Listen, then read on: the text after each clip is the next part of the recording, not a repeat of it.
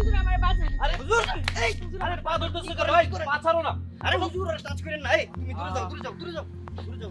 আরে আরে কি সমস্যা? তোমরা এভাবে মেয়েটাকে দৌড়াচ্ছ কেন? হুজুর ওর আপনি টাচ করছেন, আপনার তজু ভেঙে গেছে। হুজুর আপনি উজু করে আসেন। আরে কি সমস্যা আমাকে একটু খুলে বলো তোমরা। হুজুর ওই সামগ্র এলাকার সবচেয়ে খারাপ মেয়ে, বেশ্যা একটা, রাস্তাঘাটে খারাপ কাজ করে বেড়ায়। এই ওরা যা বলছে তা কি সত্যি? সত্যি হুজুর, আমি কি মিথ্যা কথা কইতেছি? ও সারা বছর যা করছে করছে। এখন রমজান মাস হুজুর, এখন কি এসব করতে হইব? এই জন্য ওর এলাকা থেকে বাই করে দিতেছি হুজুর। হুজুর আমি রোজা রাখছি, আমি রোজা মুখে মিথ্যা কথা কব না হুজুর।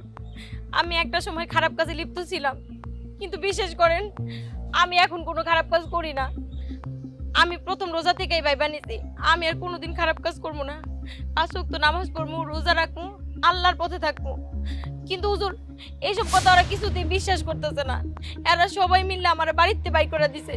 এখন চাইতেছে আমি যেন গ্রাম সাইডে চলে যাই।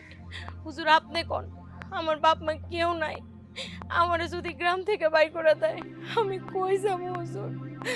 আমার কেউ নাই হুজুর, কোন না হুজুর আমার যেন বাই না করে যায় হুজুর। বুঝতে পেরেছি।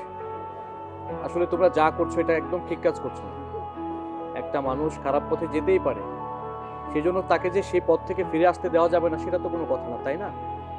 আমাদের এই ইসলামটা কিন্তু খুব সহজ একটা ধর্ম। এখানে মানুষকে ভালো হওয়ার সুযোগ দেওয়া হয়েছে। আল্লাহ বলেছে মানুষ যতই পাপ করুক না কেন তার ফিরে আসার পথ আছে। আল্লাহ বলেছে আমার কাছে তোমরা মাপ চাও, পাহাড় সমান গুনাহ নিয়ে মাপ চাও, আমি তোমাদেরকে ক্ষমা করে দেব।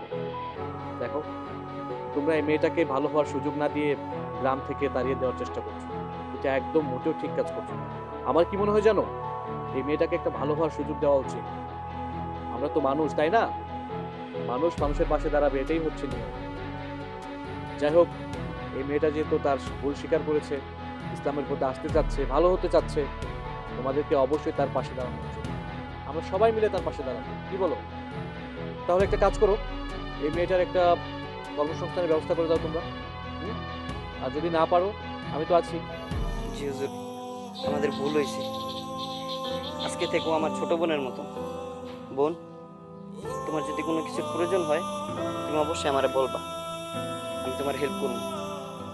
আসলে হুজুর আপনার মতন কেউ বুঝায় নাই তো, এই জন্য আমরা ওর বিষয়টা বুঝতে চাই না কখনো, শুধু ওর খারাপ দিকটাই দেখছি।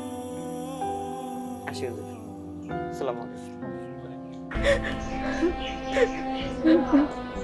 আর তোমাকে বলি শোনো, তুমি যদি কোনো কাজ খুঁজে না পাও আমাদের এতিমখানায় চলে আসবে, সেখানে আমি তোমার একটা কাজের ব্যবস্থা করে দেবো, ঠিক আছে? জি হুজুর। তাছাড়া তোমার যদি সেহেরি ইফতার কোনো কিছু প্রয়োজন মনে করো আমাকে বলবে, আমি সব কিছু ব্যবস্থা করে দেবো। হুজুর আপনার অনেক ধন্যবাদ হুজুর। আপনি যদি না থাকতেন তাহলে ওরা আমার সত্যি সত্যি গ্রাম থেকে বাই করে দিত হুজুর।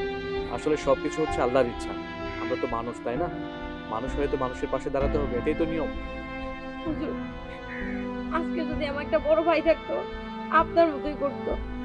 আজকে থেকে আপনি আমার বড় ভাই, আপনি আমার যেভাবে বুঝিয়ে দিলেন না আমার সারা জীবন মনে থাকবে হুজুর।